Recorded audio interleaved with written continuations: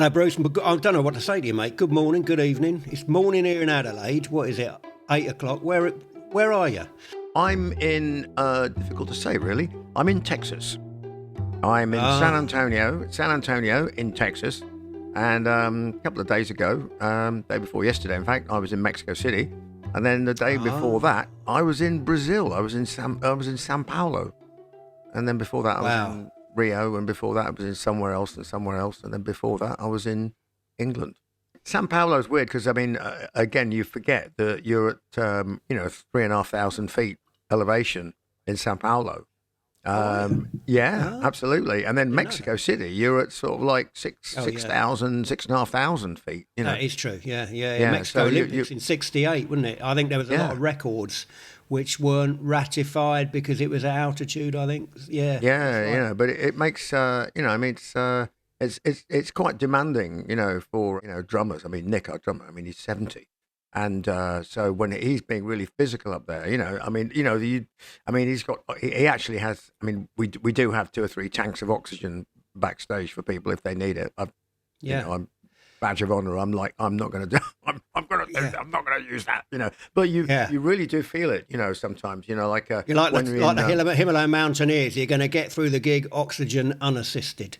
Well, Ecuador. I mean, we did Quito, years ago, and that is even higher. That's getting on for 10,000 feet. I hadn't thought about the physical demands of performing at altitude. That is absolutely fascinating. That is, when you're performing a gig at altitude. I mean, it's like, you're on stage for what, hour and a half, 2 hours, something like that? 2 hours, yeah. Yours is a very physical set. I mean, do you actually notice any differences when you perform at altitude? Oh, absolutely. You've got to be bloody fit for that, haven't you? Well, the other thing that is weird as well is the sound changes as well, because there's physically less molecules around, and the only thing that transmits sound is the air molecules. So the question is, what does that do to the sort of your perception of sound and frequency and stuff like that? There's just less stuff going to be hitting your ears. Never thought about that. And is it less perception of low end and more perception of high end? So you would imagine that it would sound more toppy and less bass heavy. Yeah, makes sense. Yeah. Which again is something for the sound engineer, but also something for musicians, because they're going, oh, why does it sound not quite right? Yeah. And so you might start overplaying, overexerting, and then you're into a little closed loop cycle of, I feel so knackered, I have to work harder. Oh, I can't work harder, I'm out of breath. And then, so it's very easy for a bit of panic to set in, and you have to really dial it down, and sort of go, come on, get a grip, breathe. Absolutely fascinating. I would never have thought of it, even thought of that until you mentioned it. Not many people know that. No, well, I think that's one of those brilliant facts. I really do. I mean, I'm sure that's going to come as a real surprise and an eye opener to our listeners, mate. But not something that happens in Europe. Not a problem in Europe. No, there's nowhere. No, not even in Switzerland. I think it's all pretty much. It's all pretty much sea level. Yeah. But here's you were talking about flying. I was talking during the week to a mate of mine who used to be one of the instructors for BA. And I said that me and you were having a little catch up. And he said, all right. He said, I've got a few little facts about flying. He says, which I'm sure your listeners won't know. He said, but Bruce might know. Oh, okay. And I didn't know. I didn't know any of them by now, but probably forgotten. I'm Well, covering my bases now.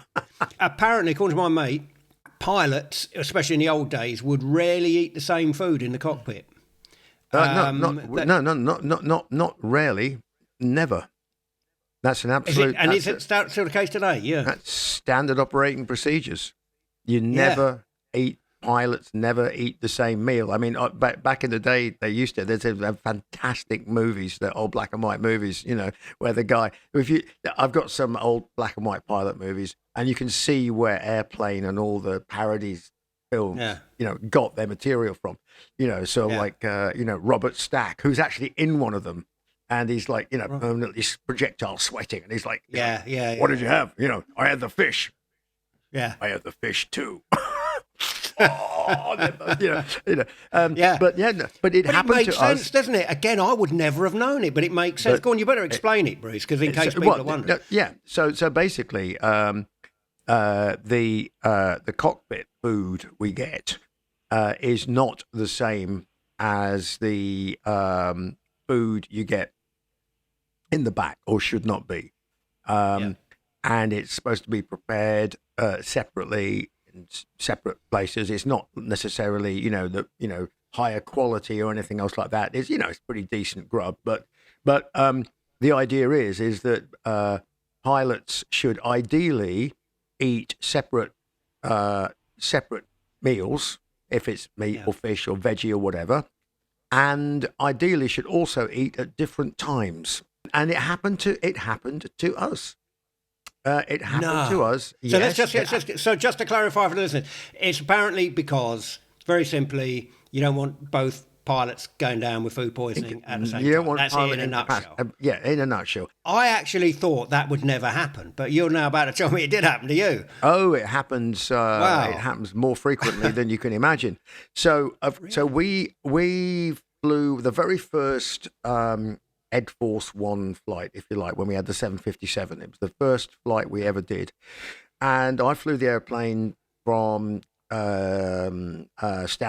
It was Stansted to Baku, refuel it, Baku to Mumbai, Oh. right? And I get off, and the next stop is, funnily enough, Perth, Oh, yeah. Australia, right? So we and there's three of this. So I fly it down to Mumbai. Now I've got to go and do my gig. So I went and did my gig, and then the next, right, the other gig. So the next day we're going to fly to Perth, and we're going to leave at midday, right, local time. So I've done a gig the night before, and so I'm off stage at 11, 12 in the hotel by 1. I think it was a 2-hour duty, like 10 o'clock in the morning report for duty. Well, quite clearly, I'm not going to have 12 hours rest. No. So I can't do that flight. That's the rules, right? So not a problem there. So I've got my flip flops and shorts, and I'm just in the back seat, and with all the regular folk, and off we go. And a couple of hours into the flight, I get a knock, and I've being a good little chap, I sort of go, "No, I'll have a cup of tea, please. I'll just not bother with that glass of Chardonnay," on the basis that you never know what might happen, right? Yeah. And being aware that there's only 3 pilots on board and 2 of them are up there, sure enough, I get a knock saying, "Could you come up to the cockpit discreetly?"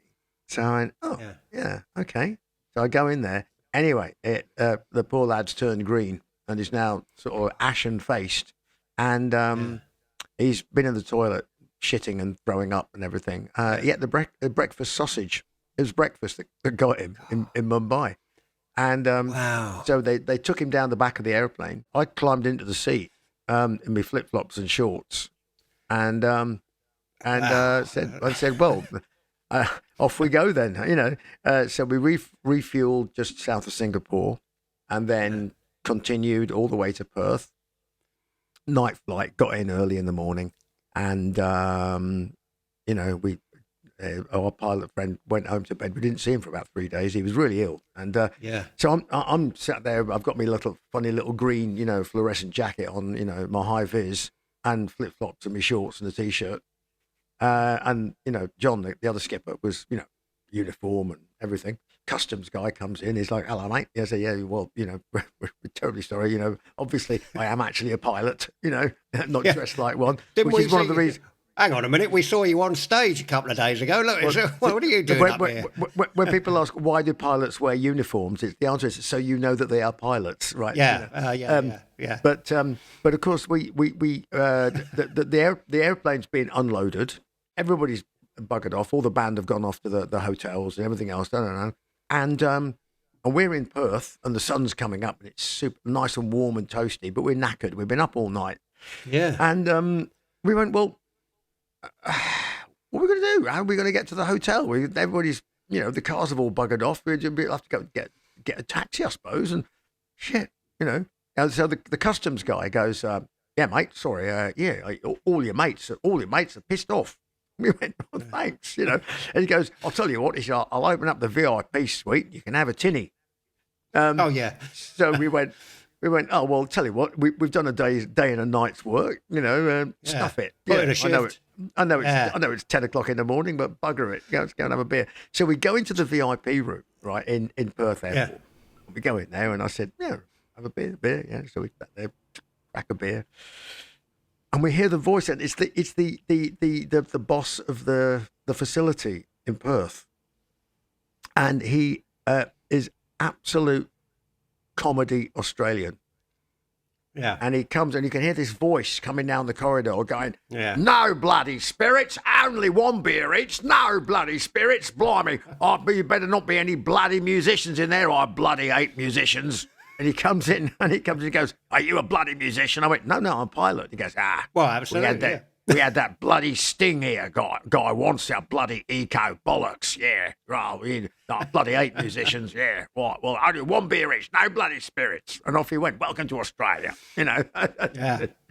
The strine, the accent's called the strine. Apparently, I only found that out last week. The strine is when you say, you know, when you have that really exaggerated, I suppose it's like the Australian Cockney, when you say, like, line, stand in line. Yeah. So it's that kind of, that's what they call it, the strine. Yeah, do you know what, Brie? I'll tell you something. One of the things, I mean, you just put your foot on it, you put your finger on it even, there. I mean, my missus, you know, Elaine, so she's one of the world experts in something you just described there, and that is the ability, and it's a real hallmark of mental toughness. And you and I have known each other a few years now, and actually one of the real hallmarks of you, if anyone was to say to me, what's Bruce like? One of the things about you, which I can say with total honesty, is that you are bloody tough. Now, a lot of people might not realise that. You sound like a joint of beef. You should be boiling it a bit more often. Well, you munch on my leg. Medium rare. But you mentally and actually physically, you are tough. Now, when people talk about mental toughness, it's quite interesting because they think, oh, you know, you've got to be hard as nails and all that. Well, one of the hallmarks about mental toughness is the ability to switch mindsets quickly. I mean, you've done a gig. You were flying to another gig, you're on a plane, and then all of a sudden someone says, well, you got to fly it. I mean, that is actually very, very difficult to do, to switch minds, especially when you're going to another. You're in between gigs, which obviously there's a lot of pressure on that. Then you're on a plane, you're suddenly told to fly it. That ability to be mentally, psychologically adaptive and flexible, that degree, anyway, you just described, is very rare. It's more interesting than sitting in the seat and just being fed, like, you know, cups of tea for 10 hours, isn't it? I know, but you've got to step up and perform. And at a moment's notice like that, I mean, it's not, you know, nobody takes it lightly flying an aircraft. You know, I mean, being on stage, obviously you got a huge pressure on you and you have to perform for your fans, but it's not a matter of life and death. Flying an aircraft is. So one of the questions I want to ask you is, and I've always wanted to ask you, is, I mean, have you always been mentally tough? So you've got this ability to just crack on, you've got this ability to switch between different mindsets, two of the hallmarks of mental toughness. I mean, have you always been tough? I mean, like as a kid, I don't know, where does it come from? I mean, have you ever thought about it? It's a difficult one, I suppose. I'm not sure. Yeah, I guess so, yeah. I mean, I'm not sure where you can put your finger on it. I mean, I think it's a combination of, I mean, like I say, I mean, I was just, raised in this little mining town called Worksop, which was nothing special, you know, and it was like usual stuff. But I was, my dad was very opinionated about things. And I used to argue with him all the time. And we used to argue and argue and argue. In fact, that's probably where I got my argumentative thing. But of course, I used to argue at school with people. Because if I saw something and I thought, well, why? Why do you do that? And people would say, well, because you always do it that way. I said, well, that's not reason. That's just ridiculous. That's just well. That's why I think you're really good. That's why I think you've got a natural affinity for psychology. Actually, I mean that answers one of my questions, which I've been wondering. I mean, you are very, very curious, and that's a perfect attribute for a psychologist. And I think that's why you, and I think everyone knows when we do these podcasts, you really get into the psychology. Sometimes much better than I do. Well, because you've got that natural curiosity to get to the bottom of things and questions. But I did get the shit kicked out of me, right, as a result of that. Yeah. And my reaction to getting the shit kicked out of me was to tell people that they were idiots, and obviously that's why they were doing it. You know, which made them kick the shit out of me even more. Well, you know? Because they're idiots. Because they're idiots and they don't realise that they're confirming the prophecy, do they? But self-fulfilling prophecy. But that sort of mental toughness, I think, comes from that when you just go, you're not going to get me. I'm not going to conform to whatever your worldview is. I'm me, I'm a bit weird, I'm a bit out there, whatever, but, you know, you're not going to get me. It doesn't matter how much sleep deprivation or being beaten up or whatever it is, you know, you are not going to get the essence of me. And it was very upsetting, you know, because obviously, of course. you know, so, and you got nowhere to go because it was a boarding school. Yeah, I think also, but what you got from your dad there, I think it's a bit more than that. I think what I describe as an attacking mindset. So your dad had a very attacking mindset. He was running the hotel, he was selling cars out the back, he was doing this, he was doing that. He was a go-getter. He'd go out there and he would attack. If but he would be an attacking team. Yeah, but he was the very opposite to my grandfather, because my grandfather raised me for the first 3 or 4 years because my dad wasn't around. Oh right, okay. Yeah. My grandfather was a coal miner who went down the pit when he was 13 years old, right? Yeah. And was a lifelong there. And he was very tough, extremely tough, but had no macho thing about him whatsoever. Yeah. He was just very tough. And he wasn't cruel in any way at all. So he was tough and strong. It was a really great combination, you know. But he didn't go to school or anything else like that. But he was super protective. So somewhere between those two things, I think. I think we put our fingers on it. I think, and also, I mean, I don't associate. I mean, I know some people do, but I don't. I know you don't. But I mean, some people. I don't actually associate being tough with being macho. Actually, some of the least tough people I've ever known are very macho. And some of the toughest people that I've known are not macho at all, like your granddad. I wouldn't regard you as very macho either, to be honest. No, it's silly. It's a bit embarrassing. Yeah, I mean, absolutely, I would. But you are tough, and I think we've got to the bottom of it. I think between your granddad and your dad, you've got this attacking mindset and this kind of never say die attitude. And I think, I mean, I've often wondered where it came from, because as I say, if, somebody said to me, what's the one thing you can tell me about Bruce? I say, well, actually, he's very curious. We already know that, but he is tough.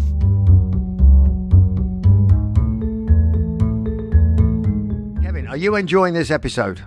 I'm absolutely loving it, Bruce. I really do. It's always a pleasure to talk to you, mate. But this is, I mean, it's not often that you get to talk to someone who's in the middle of a tour. It's wonderful to catch up with you. It's been a long time since we've had a little catch up like this. A little tete-a-tete, But the thing is that most people won't get to hear a lot of this episode because they're not Patreons, but we've extended that whole thing now. So if you want to hear the content that we're going to do in the next bit, and the kind of unfiltered version, of any of the podcasts, really, you can get it on the Patreon page, and you can also get it now on Spotify subscriptions, I do believe. You just search for the Psycho Schizo Espresso Double Shot, and it's how much is it? £2 a pop, isn't it? Is it £2 a pop, something like that? £2 a pop, yeah. Yeah, I think it's £2. Unedited, unfiltered, uncensored, anything but uneventful. Anything but uneventful. If you can take it. It's the hardcore stuff. You won't regret it, folks. Talk about character building. There's a study come out in a journal. I think it's called Journal of Sports Medicine and Physical Exercise. So they were interested in fencing, and they were saying, look, what fencers have got to do? They've got to make split-second decisions under quite extreme physical exertion, and psychological pressure. That's the nature of fencing. So they were wondering, the researchers that did the study, whether that actually translates into real life benefits in everyday life. So they compared a bunch of fencers with a bunch of people that don't fence, and they found actually that it does. The benefits of fencing, I'm not on the payroll of the local fencing club here, by the way, but the benefits of fencing do actually translate into everyday life. The people that fenced actually made quicker and better decisions on a decision-making task in a lab than people that didn't fence. So there you go. It encourages awareness. Yeah. Absolutely. It encourages awareness that you read. You look at a situation and you read it very quickly. Now, obviously, it's a completely different situation if you're in a I don't know, there's some street fight or a brawl or something else like that or whatever, and you don't want to get involved, but you read the situation and you start to develop a sense of something this looks wrong. Yeah, you because you're reading body language. It's similar. I can imagine it's similar with boxers as well. Yeah. If you're involved in a combat sport, you suddenly start to notice body language. Yeah. And you think, you know what, I think I should not be here. Also the other thing is, you are more, because of what you do in the evening. You and this other bloke so have a good batter each other, get the adrenaline to things, and whoever wins, whoever loses, you're saying, oh, well, that was a cracking good fight, mate, that was really great, get you next time. And then you go out, but you are absolutely on point, everything is buzzing, your whole being is buzzing, right? And that translates, you're not going to get mugged that night. No, absolutely. It's because somebody's going to take one look at you and go, oh, that guy's got something about him. I don't know what it is, but I'm going to pick somebody else. That is fascinating. And it translates. That absolutely goes hand in hand. So and you've met a few of them, got a few mates in special forces. And I've also got a couple of friends who are very, very high up in the martial arts, who are like, like 5th Dan, 6th Dan karate guys. And what they both have in common, obviously they could both, in a fight, dismantle people. But what they both have in common is exactly what you've just said. In a bar, or if you're out anywhere, the best thing to do is to sense when trouble's brewing and get out. And these guys, both the martial arts friends that I have and the special forces guys who I have, actually one overlaps because one's a martial arts expert and also in special forces. But they both said, actually, the ability to read a situation, which is exactly what you're saying, and get out before trouble starts. The martial arts, especially at the higher echelons of it, almost kind of cultivates that ability to be able to do that. Almost gives you like a superpower. And I'm really interested that fencing does the same at the highest, when you reach the higher levels of it. Yeah, and it makes perfect sense. It just wakes up your senses. Yeah. It just wakes up all of your senses, from everything, from your physical, just physical exertion, but through eyesight, hearing, touch. Things that it just absolutely does everything. I had a mate of mine once, funnily enough, who once fenced someone and disarmed them with an umbrella. I think they were stealing stuff from a local food shop. Any idea who that might be, Bruce? I mean, talk about situational awareness. I'll put you on the spot here, mate. I've let people into a little secret. We were in, folks, I'll just tell you very quickly, because you're going to tell this story, Bruce. We were in this little cafe in London, and we were having a cheese toastie and a coffee, and you told me this story. And I was literally nearly on the floor laughing. I mean, it wasn't funny at the time, I suppose. But do you want to tell the story? Well, mate? no, it was just a weird one. So I go down the pub. It's a Sunday evening. We're chucking it down with rain, and I don't normally ever bother with an umbrella, but it was so belting it down that there was this old. It's like one of those like yachty umbrella type thing. Oh, yeah. It's got it's not a curly bottom. It's quite a big thing, plastic spike on the end. So anyway, I wandered down to go to the pub, stick my umbrella in the corner, and there's like about 3 people in there. So I'm sat chatting to my mate Bernie, who used to write scripts for Minder. Oh, right. Yeah. So he was an interesting bloke. So we're chatting away. Anyway, in come 2 skinheads and this chap from, I'm guessing from his accent, Northern Ireland, who then started singing some really quite unpleasant, the nationalisty type songs and things like that. No, very tedious. Anyway, eventually they left. I finished my pint, and then I went to leave and get my umbrella, which wasn't there. I went, some buggers nicked my umbrella. Okay, so I walk across the road. As I'm walking across the road, I see the two skinheads and this other guy leaving the convenience store with my umbrella. I thought, I'm not having that. So well, that's where you and me are probably a bit different. I think I might have said, okay, all right, I'll get wet. So it wasn't even raining. Oh, right, the okay. Principle of the thing, you know. Oh, well, that's changed it completely. So I walked up and I said, excuse me. I said, but I believe that's mine. And I took the umbrella off the guy, who was looking at me like astonished. Yeah. And as I picked up the umbrella, I went, hang on a minute, it's got something in it. So I turned the umbrella upside down, and out fell about half a dozen popsicles and 2 or 3 sandwiches that he'd been nicking from the convenience store and dropping them in the umbrella, right? This is like Monty Python. It's Monty Python. It's Monty Python. Yeah. So I looked at it on the floor. I went, oh, really? I'm just like, honestly, you knobhead, and just took my umbrella and walked off, So he started yelling after me. He said, yeah, you English, whatever, there's, anyway, they started to follow me. So I thought, perhaps, yes, all right. So the landlord of the pub, it was ex-Royal Marine actually, was kept the door open, and I legged it across the road, went back into the pub, and these guys tried to get in through the door. So I took the umbrella, put it across the door, put it across the doorway, and I thought, well, I don't know what I do here, so I just hit one of them in the nose. With the umbrella, was it? Across the door. No. Oh, you hit it. I just went bop like that, and the guy went like that, and that gave me time to get the umbrella away, shut the door, lock the door. I said, "Guys, call the bloody police. These guys are idiots," Yeah. So anyway, they called the police, and then eventually, and the guy's jumping around and shouting in this broad Northern Irish accent how he's going to beat my head in with a brick and dance around on my splattered brains and yada yada yada. Yeah. So anyway, the blue light turns up, flash, flash, flash, and I went, okay, I'll see you tomorrow night then. Open the door, walk out through the door, and the cop car's just driven off, and they're standing there. And there's me with the umbrella and 2 skinheads and this bloke. They're still there. And they're still there. Right. Okay. I didn't know this bit. I didn't know this bit. It ended when the last story you told ended when you got in the pub. I didn't know they were still there when you came out. No, they're still there. Oh, right.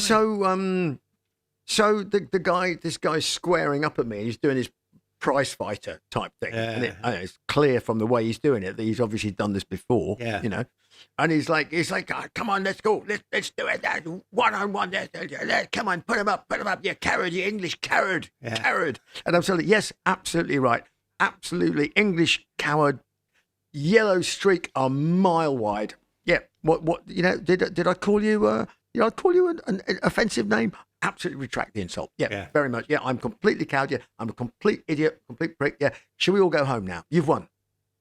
Yeah. You obviously do this a lot. I don't. So you'll be better at it than me. So you've won. There you go. Job done. Bang. Yeah. And anyway, that obviously was not the intention. So the guy, threw a punch, and I sort of just dodged to one side, and he hit me on the side of the head and just clocked me on the top of the ear. So sort of, you get the sort of the mental thing. Oh, okay, that hurt. Yeah, that hurt. That's going to hurt in the morning. And so I said, okay. So you've hit me now, which means you've won. Yeah. So shall we all go home? Right? Yeah. And he goes, no. I said, okay. If you want to continue, I don't advise it because I'm going to hurt you. Yeah. So shall we all go home?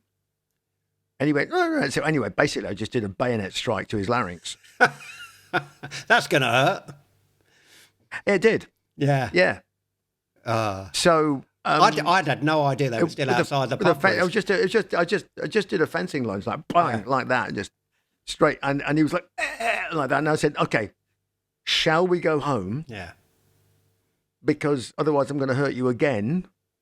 So we should really go home and stop this. It's stupid. Yeah. And the two skinheads, one bloke said, he goes, oh, no, mate, no, mano, just, mano, but lose the umbrella. Right, yeah, well, level the playing field a bit, yeah. I was like, so then the guy did it again. They did a step forward to take another punch. Isn't it? Yeah. So it hit him in the other side of his neck. Yeah. And then the skinheads were disappointed. He was like lying on the floor having a good choke. Yeah. And I walked away. At which point, a police van turned up.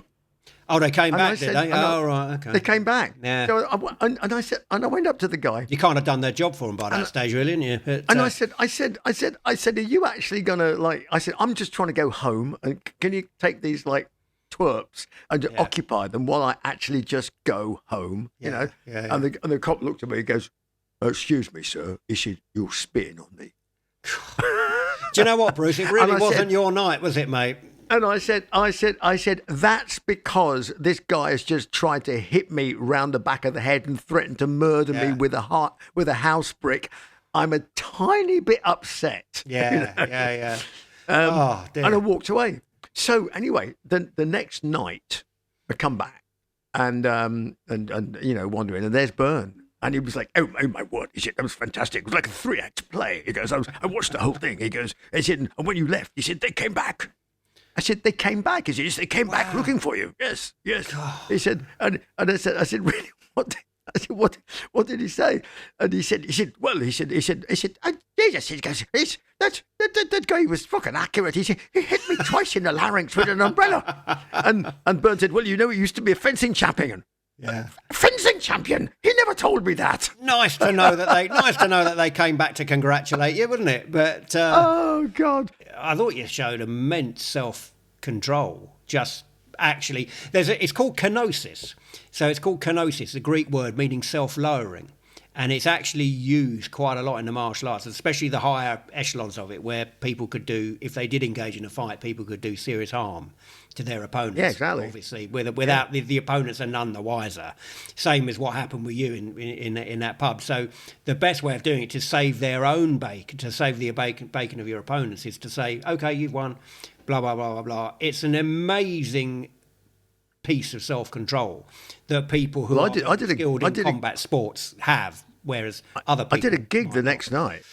The next night in Barcelona. It turned up, my ear was bloody black and blue. I was like, well, you never guess what happened to me. Yeah. Well, Bruce, again, look, it's a good time to ask you this, because like earlier on we were talking about, you'd done a gig and then you flew a plane and then you did another gig. You've now had a fight in a pub car park and you did a gig the next night in Barcelona. You've got this ability to switch minds and all that.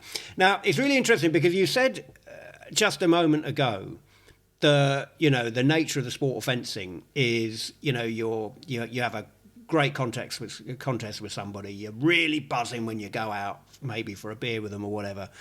And, you have this kind of super awareness of situations. People won't pick a fight with you, blah, blah, whatever. Totally get that. So you're in, America at the moment. I'm trying to keep up with you. You're in Texas. You're in Mexico City the night before. Then you did Sao Paulo. Then you did Rio.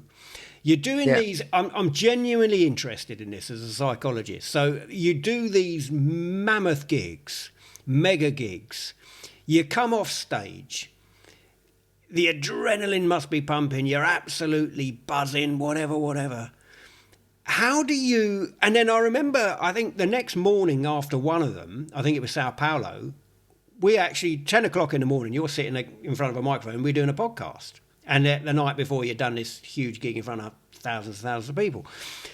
How do you come down from that? How do you do this massive gig, and then you seem to be able to just switch back into another mindset?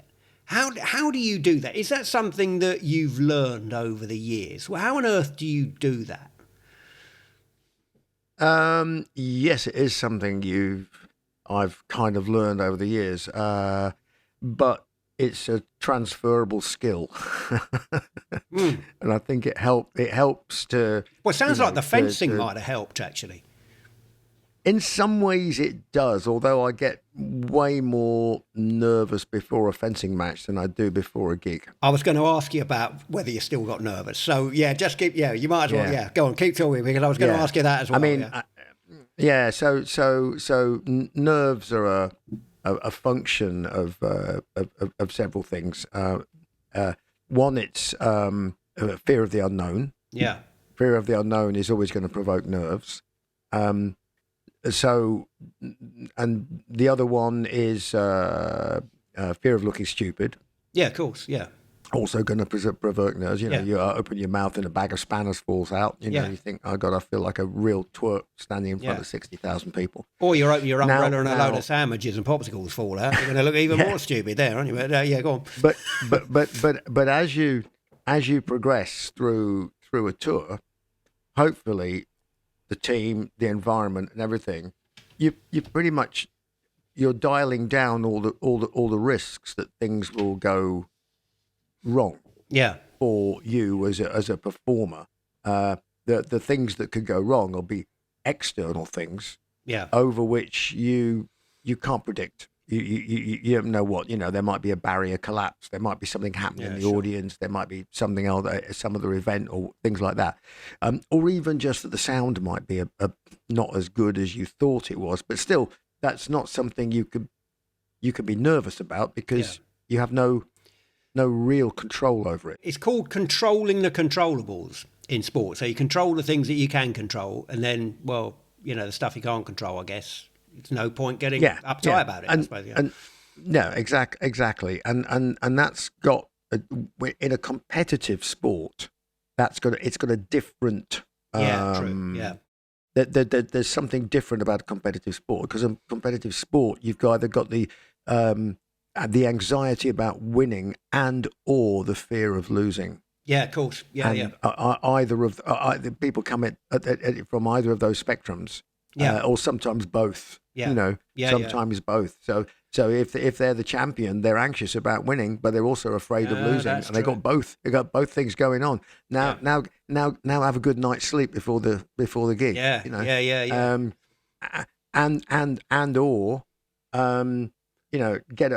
Get up stupid early in the morning, run around, do your thing, get yourself worked up into a complete lather about everything. Go out in the first round. I go on the other hand, I know people who used to go out on the lash the night before a show, get 3 hours sleep, almost go out in the first round, and then go on and win it. Yeah, no. Well, I mean, it's one of the reasons why you were saying there, when you become a champion, it's a different mindset. Because some people are very good at being the predator and hunting. But then when you are the hunted, it's a completely different mindset. That you've got to now stay on top and stay ahead of the people that are trying to knock you off your perch. So that's why some people, when they become champions, they don't stay there for very long, because they have one mindset. They're very good at getting there, but actually the mindset about actually maintaining your position at the top of the food chain is not there. And you need to be both. Yeah. Yeah, it's interesting that with that's very, very visible in Grand Prix drivers. Sure. Yeah. Absolutely. Where somebody like Nigel Mansell, for example, did his world championship and then just basically went, I've done my world championship. That's right. I'm a fast, aggressive driver, and I've got one world championship, and that's all I'm ever going to have. It's enough, isn't it? Bam, and I'm done.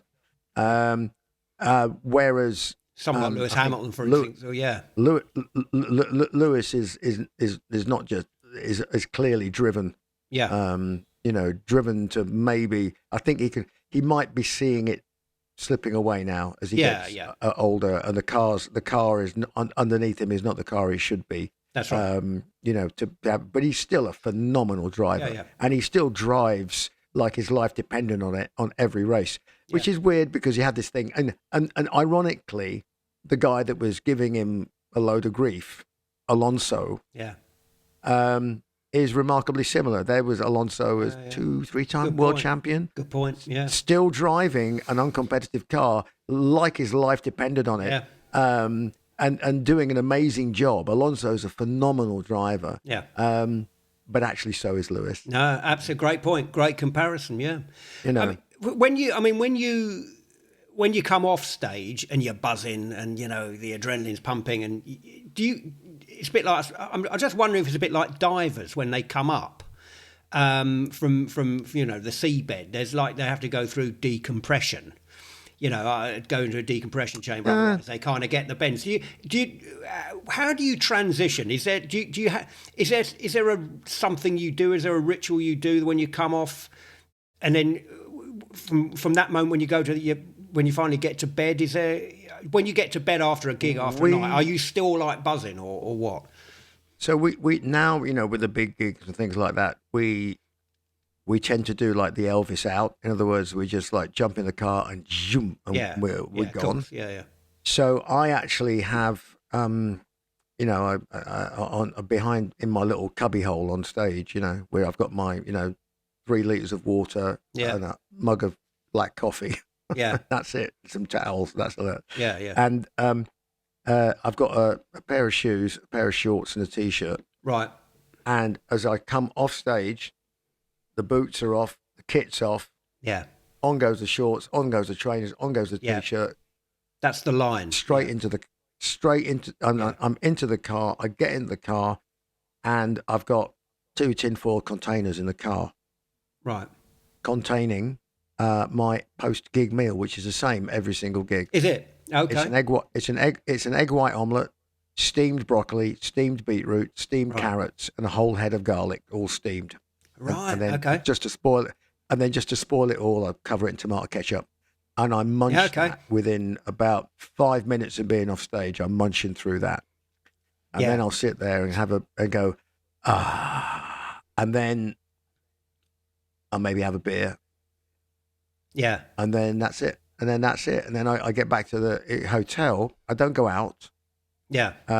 If there's a little corner somewhere, I'll go and sit in a little corner, and I don't know, just stare at the wall, stare at the pop light, do whatever. Let yourself settle down. I don't do anything. Just calm down. I don't even really think about the gig. I'm not really sure. I actually don't think about anything. Yeah. It's it's like staring at a blank canvas. Yeah. In my head. That's what I do. Yeah, it's just a natural, almost like just like a natural, I guess, mindfulness state where you're just being. And I just and then I wait to become tired. Yeah. So I either do it there, or I just go up to my hotel room and put on the telly and just find something on the telly, that's probably in Brazilian or whatever language it is, and I don't care. I'm just watching something for the sake of something to watch, stare mindlessly at the telly. And I mean, Leanna's with me now, so she quite often she'll go to bed like an hour before I do, and I just sort of turn the telly down because I'm not really paying attention. All I'm doing is just a wash. It's a natural distraction. It sounds very natural what you do. You just naturally let yourself get back to kind of a ground zero. You don't force it. You're not forcing anything. Exactly. You're just allowing it to all naturally happen. I suppose the same meal at the end of every gig in the tinfoil container, that's really cool as well, because deep down, no matter what happens on that stage, it could be a fantastic gig, it could be the best gig you've ever played, it could be the worst gig you've ever played, but actually at the end of it, you're going to be in the car eating your omelette with your steamed broccoli. Yeah. So you kind of it kind of normalizes it. It kind of anchors you a little bit, doesn't it? Yeah, absolutely. And that I don't go out anymore. I mean, when I was like 23, 24, and you go out and you're a bad lad. You go out and try and find I'm going to find a young lady for the evening. Yeah. I mean, but you don't do any of that now. Because quite frankly, I want to keep the one I've got. Well, I was going to say, yeah. Well, there's a great. I don't know if you've actually, I came across this lyric I heard on the radio. I was over here. You probably heard this song. I was going to ask you whether it's really like this. I might as well ask you now. I'm sure some of the listeners know this. It's a song by Nickelback. Have you ever heard this? Which one is it? I Want to Be a Rock Star. And yeah. the lyrics go, I've got it, I've just written a few of them down. I want to be great like Elvis without the tassels. Hire 8 bodyguards that love to beat up assholes. That's got to be one of the great lines in rock and roll history, that is. Yeah, no, because we all want to be rock Nickelback. stars, live in hilltop houses, driving 15 cars. The girls come easy and the drugs come cheap. We all stay skinny because we just won't eat. And we'll all hang out in the coolest bars in the VIP with the movie stars. Every good gold digger's going to wind up there. Every Playboy bunny with her bleached blonde hair. Well, hey, I want to be a rock star. Now, tell the truth. Is it really like that, Bruce? Sounds like it isn't. I actually wrote a song called Tattooed Millionaire, which was a parody of that. Oh, really? Yeah. Ah, yes, okay. Yeah. I don't... Yeah. The one line was, he's got a wife, she ain't no brainchild, ex-mud queen of Miami. In his stretch Cadillac, he keeps her in the back with his CD player and his bottle of Jack. Bodyguards, porn stars, gold credit cards, laid back, selfish and getting fat. No, that's it. Laid back, selfish and getting fat. Bodyguards, porn stars, cold credit cards, using each other, running for cover. You and all your entourage, to me, you're all the same. You and all your entourage. Yeah. It's something, playing foolish games. I don't want your big city shining. I don't want your silver lining. I don't want to be a tattooed millionaire. Oh, brilliant. You know? Absolutely brilliant. So I get the impression that what you're saying, it might have been like that many moons ago, but now it's... No, we toured with bands who were like that. But we were always, they would look at us like we were just weird. Yeah. It's like we'd go off and, obviously, we all, had girlfriends and things like that. Sure, and sometimes you had girlfriends who were sort of temporary girlfriends, but it was I don't know. There's always this thing. I don't know. I don't like it when there's this undercurrent of abuse. No. Absolutely. I get it. Totally. It was Pete Townsend who knows a bit about abuse, I think, because he underwent quite a lot of it, and he said the big moment, and it clicked for me. He said the big moment is when you realise that you can manipulate people because of who you are. Yeah. Because when you first start out, you don't have any realisation that people might want to sleep with you. Yeah. Because you're on stage. You think they want to sleep with you because they want to sleep with you. Yeah. Because it might be nice. Yeah. And because they like you. And often that's true. It's often that is true. And when you're, a little band, it's true. And yes, there are some people that want you as a notch on the bedpost, just as some guys have that same attitude with women. And, we've all been guilty of it, no doubt. Yeah. But there comes a point which is incredibly corrupting and corrosive. Yeah. And also very sad as well. It's sad for the person as well. Yeah. In which you suddenly go, hang on a minute, you can actually kind of click your fingers and make things happen. Sure. And that's really scary a moment to realize that power exists. And that's where, the Harvey Weinsteins and all the rest of it, and the whole Hollywood thing. And so that awareness of that, and that's when it becomes really corrupting. I mean, the guy, what's his name? R. Kelly, who's been indicted, been convicted, hasn't he? That's right, yeah. No, absolutely. But also, Bruce, you're right. It's the same thing for actors as well. Yeah, it's anyone like actors and anybody who's in a position of power. Yes, all of them. Yeah. But it's not only corrupting. It's also, I think you're right. It's also very sad for the individual, because you never really have any true inkling as to your self-worth. If you can't tell, that's true. If you can't tell whether people want to sleep with you, or whether they want to be with you because you're famous and powerful, or whether they really like you, it's really sad. You can't. You get no sense of real self-worth and who you are, and how much people might actually really love you and value for you. And then when you throw in a bucket of mood-altering drugs into the equation. Yeah, of course. Then the wheels really come off the bus, Yeah, no, absolutely. So, you were talking about talking about nerves before a gig. I was going to ask you a question whether you still get nervous. Well, do you still get nervous? And does it matter whether it's a big gig or a small gig. Because I do talks and stuff on stage as well, not to the same extent as you guys, of course, but I often find that sometimes the smaller the audience, the more nervous I get. If it's a really big audience, then I don't feel it so much. But if it's a small audience, I do. Is it the same with you? Obviously on a bigger scale. Yeah, and I think that's true. Although we don't really do what I would say small gigs anymore. I think sure. I think in a smaller show, there's this feeling that you have less control. Yeah, because you are more visible. And on the big show, you've got this big performance. It's funny, isn't it? You've got a big screen, imaginary screen between you and the audience. I do think that's the case. At the same time, if you spend your whole time doing smaller shows and then you suddenly get on a big screen, it's terrifying. A big stage. It's terrifying. It's like agoraphobia. You know, oh my God, what do I do? Yeah. And so I can do both, but I try not to mix them. Yeah. So if I'm on a tour, I'm thinking, it's all shows of a certain size or bigger or whatever, and I can deal with that. If we suddenly went, you've been given an offer to go and do 2 or 3 club shows. I mean, no. Get it totally, because it's a completely different, mental attitude. You were saying, when you get on stage, you get that buzz from the audience, etc., etc. How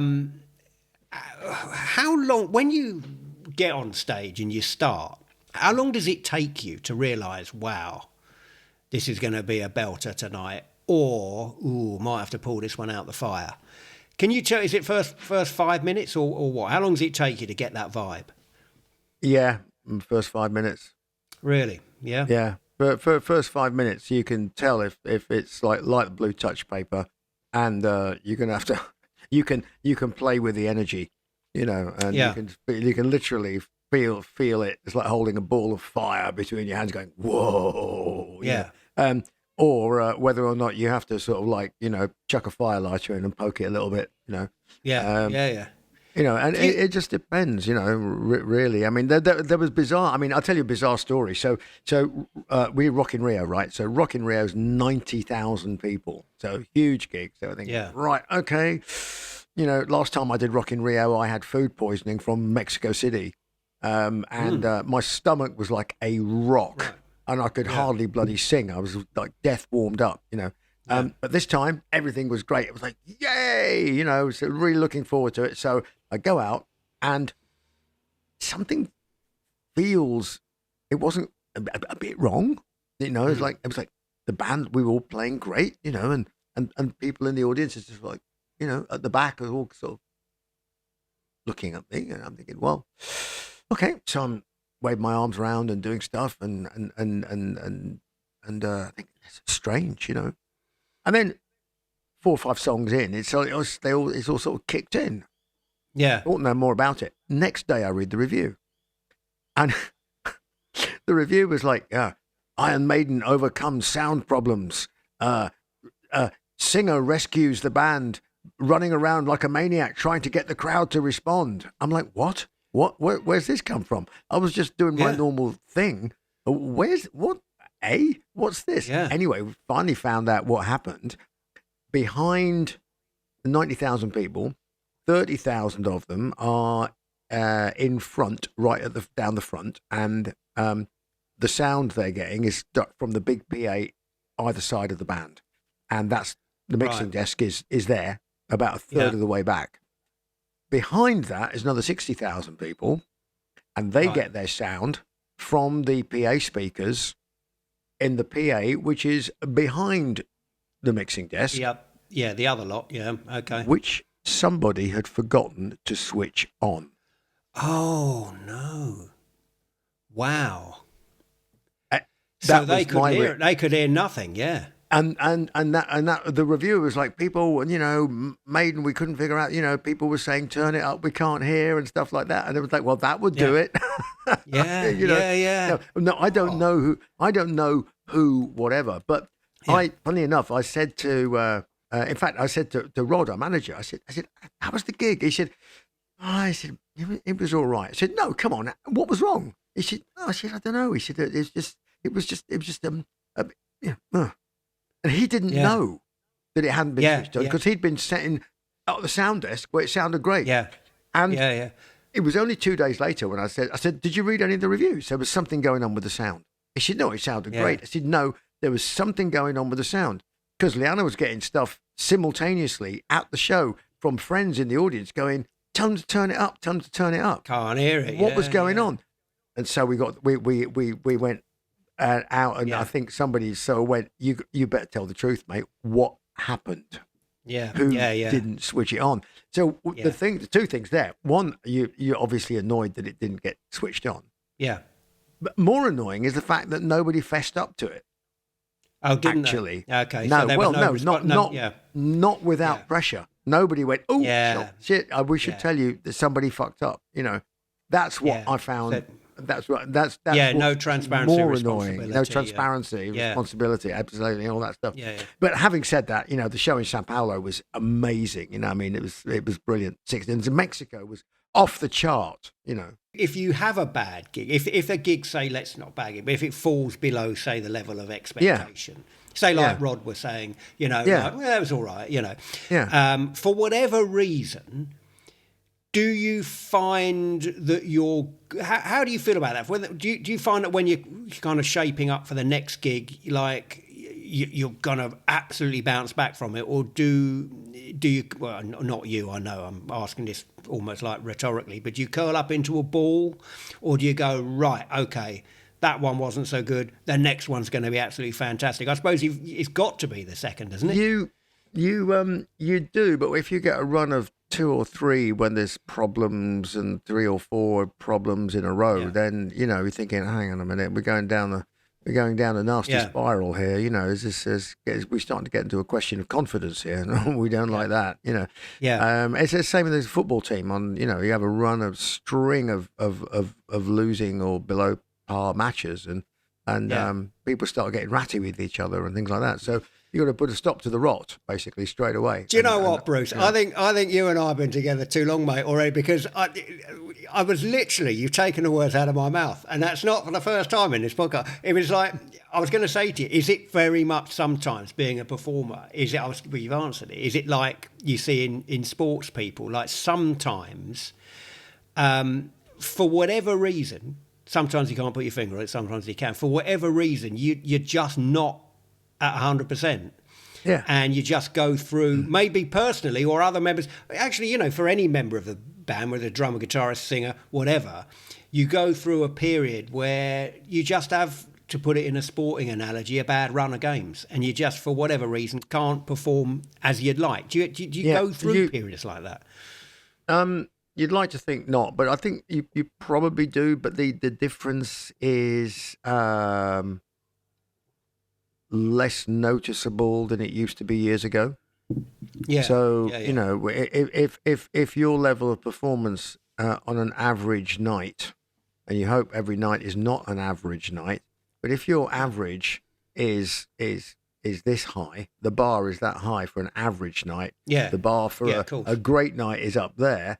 And you are a bit below par for a couple of gigs. That's probably that's it's not okay, but it's not catastrophic, because the standard that you set as your average is so high that it's tolerable, but not something you should be happy with. You know, you don't want that to continue. So is it a bit like, I mean, it's not how good your best is, it's how bad your worst is. It's like keeping it within a kind of a level of consistency, I suppose. Is what you always aim for the level of consistency, and then you wait for the ecstatic moment, because you can't control those; they just happen, and it's a combination of the audience, of the sound, of the environment, and stuff, and you know, even down to, you know, what side of bed the drummer got out of bed that morning. You know, there's just, there could be a little bit of magic that suddenly happens. You know? Does it vary between members of the band? Is it ever the case where you'll get off and say, that was absolutely fantastic. And someone else will say, oh, really? Yeah. Is it like when it's going really well, does everybody get it, or are there variations? When it goes really, really well Really? and everybody Okay. gets it, that's great. But sometimes, no. Sometimes, I mean, for example, we come off stage and the manager has been out front watching it go, that was fucking incredible, bloody great, Yeah. and we all go, really, Right, we thought okay, it was, yeah. we thought it was all right, but he goes, oh, it's Yeah. amazing, So it's just Yeah. perspectives. Is there like a tour mindset that you get into? Now, I remember we had in the first series, we had Francis Rossi on from Quo, didn't we? And he was saying that, you develop quoted like a tour mindset where, you're on the road, and to the extent that even if, he lives in London. I mean, even to the extent where if, say, at the end of a tour, you're playing gigs in London, he won't go and stay at home. He'll still stay in the hotel or on the bus to maintain a kind of that tour mindset. You don't want to. I kind of go. No, I don't. But I don't bother with that. I'm completely the opposite. I Yeah. like to pretend that I'm not on tour ever, and that I'm like, what am I doing tonight? Oh shit, I've got to go to work. Wow, great. Well, let's go and do this gig then. Yeah. And that's an exception. Makes That's an sense, yeah. exception makes an exception to my life.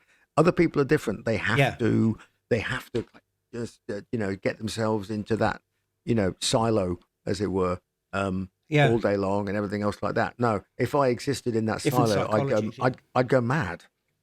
So Yeah. the analogy that I use is that when you go and do some big gig, you have to your ego is like a little deflated balloon. So everybody has that's an brilliant. ego. Oh, I like Everybody that. has an ego, right? And then during the course of the show, and the balloon inflates until it touches the audience. Yeah. And depending That upon is brilliant. Yeah, love it. And as you acquire experience, your ability to inflate the balloon gets better. So you can you can fill a stadium with your personality, your ego, your balloon. Yeah. Wembley Stadium. Yeah. Right? All well and good, And then you walk off stage and you have to get somehow that balloon from that big to back to that big. Otherwise, you'll never get your head through the door because it's a fucking big balloon. Well, do you know what, Bruce? The reason why that analogy is so brilliant is because it kind of puts in perspective what we were talking about earlier. So, I mean, the first thing is, right, you can blow that balloon up so fast it can burst, right? And I suppose that's a mistake that a lot of musicians have made over the years. The ego get so big, so quick, that actually the balloon bursts and you can't do anything. So that you can take it that direction. The other direction is that when you said you come off stage and you're basically sitting, decompressing in the corner of a hotel room looking at a wall, and you put your shorts and your t-shirt on, you have your omelette and all that. Mm-hmm. There's two ways of letting the air out of the balloon, isn't there? If you let the air out too fast, you've got that kind of kids game where it goes and it's like firing all over the place and going up and down on the ceiling, on the carpet and all that, and it ends up somewhere you can't find it. Whereas if you let it out slowly, actually it's much better and much easier and more healthy. So that balloon analogy is works on all kinds. But if you don't let it out at all, and you carry that balloon around you in everyday life, then you have all kinds of problems getting in through doorways. People are going, oh, look at that knobhead, look at that with an enormous balloon around his head. What a twerp he is. And also, if you get the tiniest prick that happens to come into contact with you, mate, you explode. Yes. So it does. It's a universal metaphor, mate. The balloon. Yeah, the balloon. Listen, Bruce, this has been absolutely fantastic. I'm going to let you into a little secret now. So I've never wonder what you might think of this just to round off. I'll let you into a little confession now. So I've never seen Iron Maiden live. You knew that anyway. And I've heard it's fantastic. I've seen the reports and all that and everything else. And there's a certain part of me which actually never wants to see Iron Maiden live because, and it comes back to this identity thing. I I'm aware of you. This is going to sound really crazy, but I'm aware of you as this iconic global rock star somewhere else in the world. But to me, you're my mate, a very good mate as well. You're my mate who I do a podcast with, which have great fun. And sometimes when we're in England together, we hang out in London, we have a cheese toastie and a coffee. That's who you are to me. That's who your identity is to me. And your identity to millions of fans around the world is something completely different to what it is to me. So I'm worried that if I actually go and see you live, somehow it's going to ruin it all, and it's going to kind of like interfere with who I know and the guy. Not from your perspective, from my perspective. Come back, and it's kind of like come back and play with my flamethrower. You'll be fine.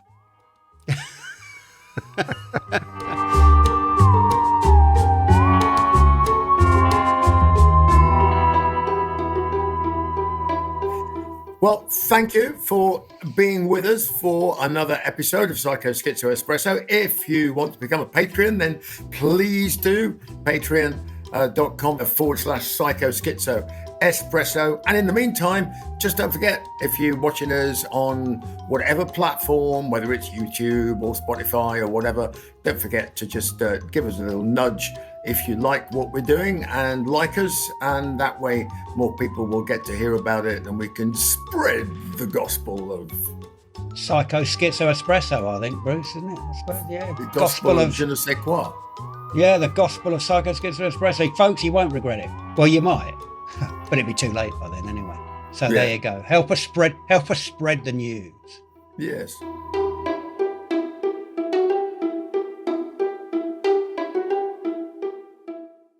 I've just got my echo on this microphone. For some reason, this microphone comes with echo.